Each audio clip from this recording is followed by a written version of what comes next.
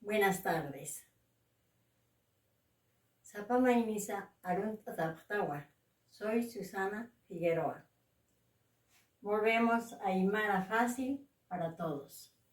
Aymar Aru, Jasa y Atecaña. Aymar Aru, Jasa y Atecaña. Lección 64. Pronombres personales. Hakenakana, Sutipa, Sutilantipa. Hakenakana, Sutilantipa. ¿Qué quiere decir esto? Esto se traduce como pronombre personal. En lugar de decir Luis, Juan, Lanti quiere decir eso. En lugar de ese nombre de Juan, Luisa, Martina, qué sé yo.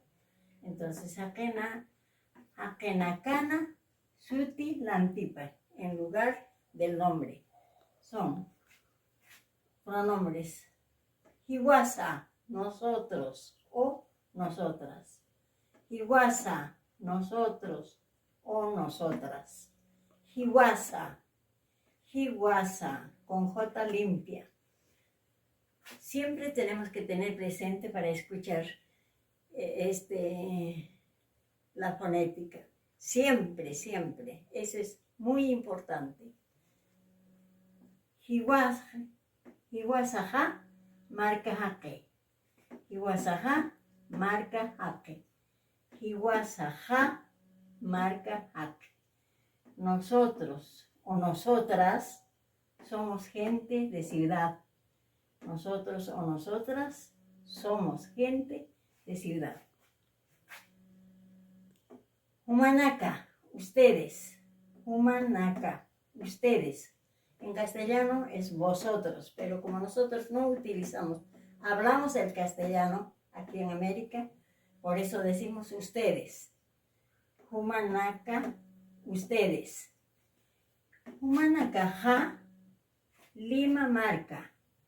Humanakaja, Lima marca. Ustedes son limeños. Ustedes son limeños. Simplemente Lima marca. Como decir gente de Lima.